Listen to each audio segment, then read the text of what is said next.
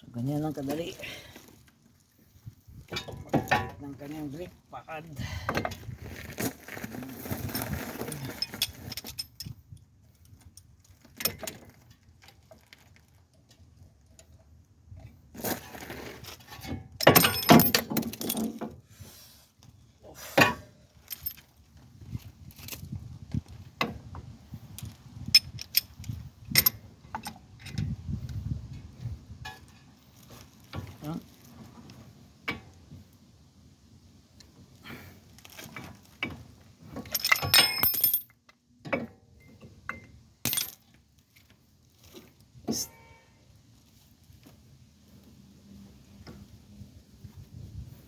Kailangan straight siya.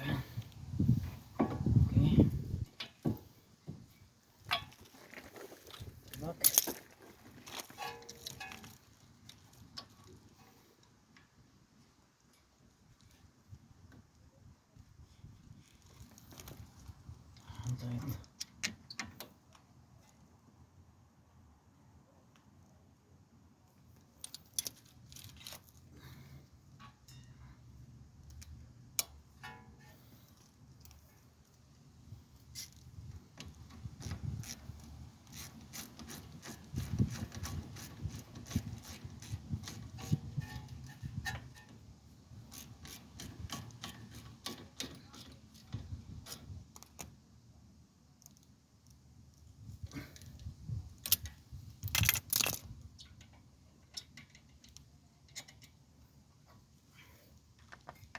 Okay pa.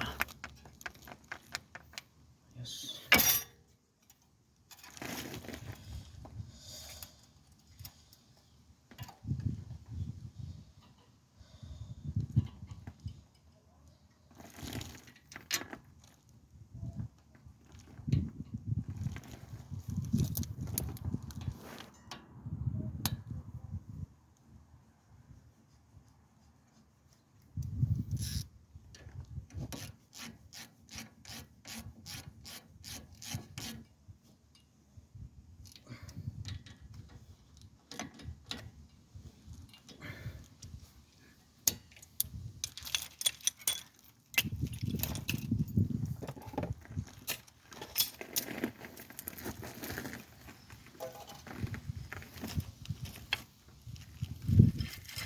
Let's go to the other side.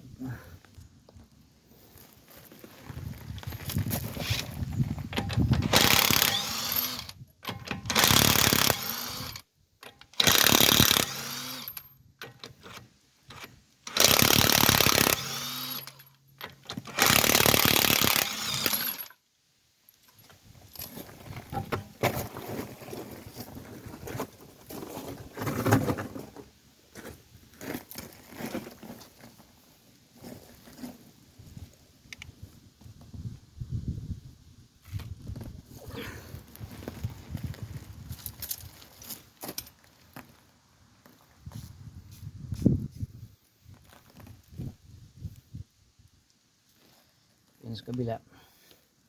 Tinanggal natin ang dalawa. Tapos ito. Gawin natin ito. Tanggalin mo. Hookings.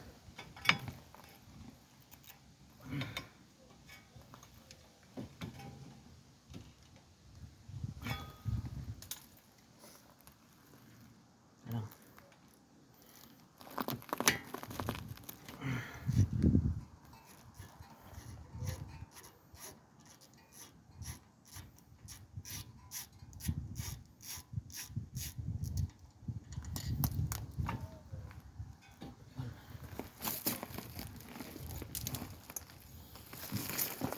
So either tanggalin mo yung dalawa or isa lang yung tanggalin. Pwede. Mapakita ko lang sa inyo yung iba-ibang technique o style. Dalawang style to system. Either this way or the other way. Okay.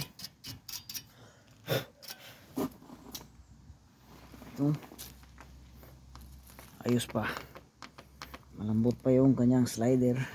Kita nyo, okay pa yung slider.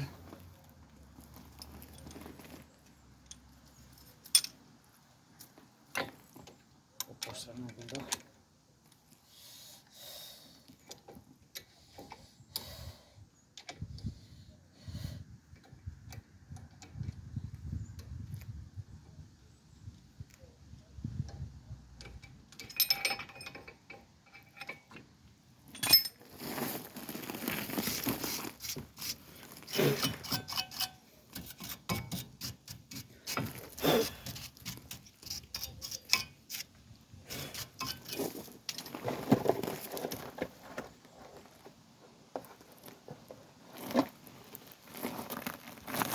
Brake pad wear indicator should be on the inner side.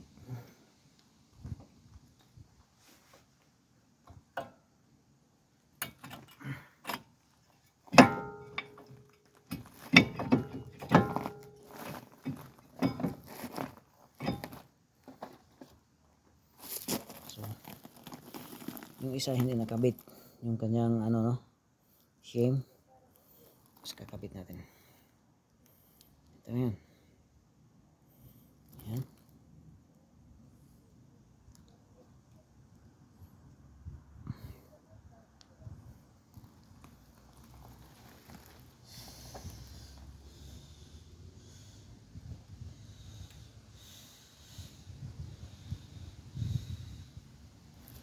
Okay.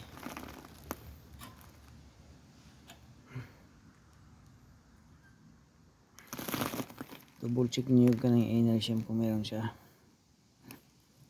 Okay. Kailangan meron yan. Kasi magbabibrate yan pag wala.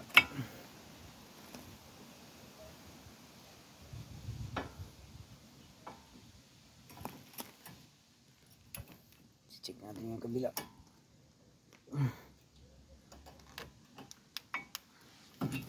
Okay. Then, lay down.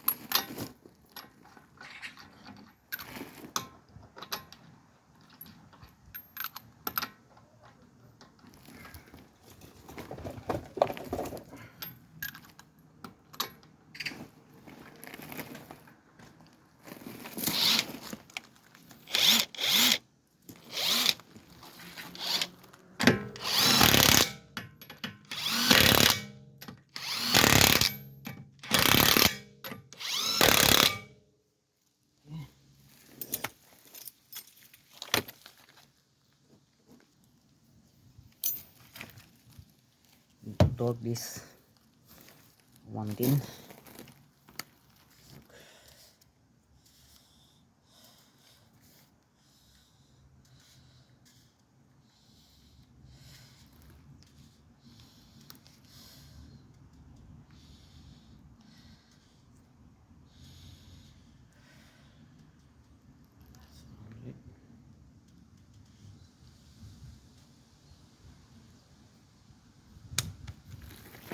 That's one pin.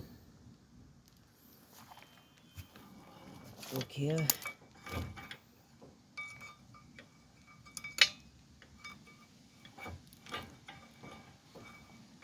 This is not to move.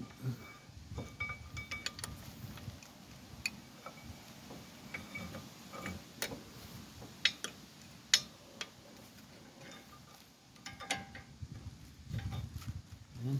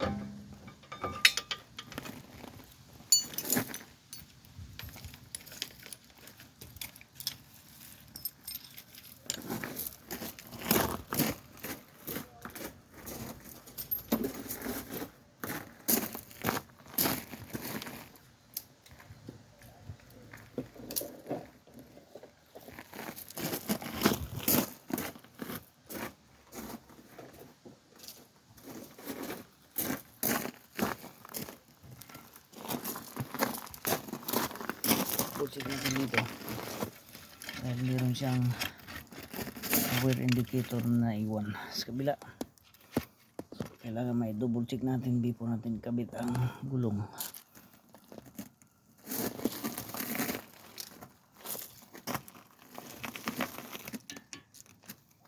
Meron siyang shim na naiwan, either which shim kalimutan natin nakaligtaan. So kompleto siya, kompleto dito kanyang ina, kompleto ito. Double check natin ito, kompleto ang ina. So ang outer ang wala.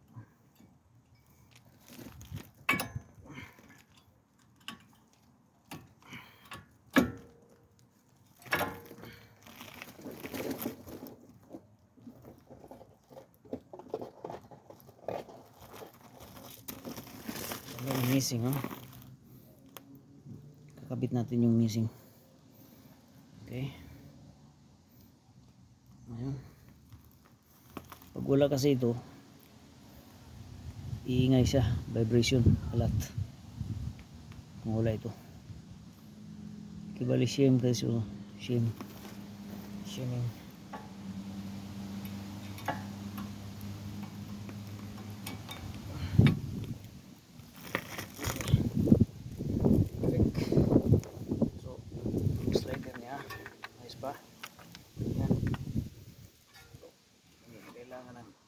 Grasa dahil ayos pa yung kanyang slider.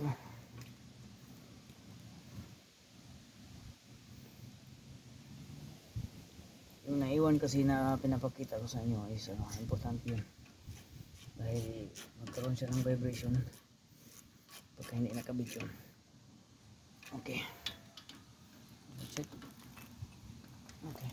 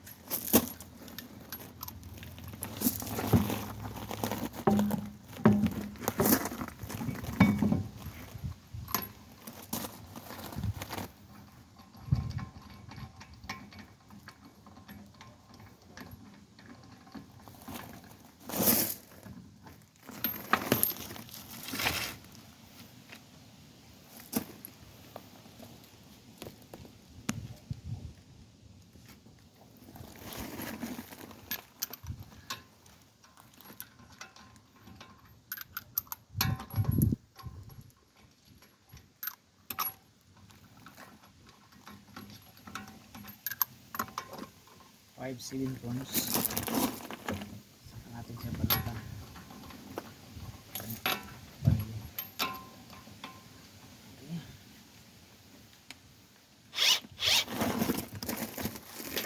Okay. 5 tons. Saka natin siya barilin. Sitsin ang kanyang thread.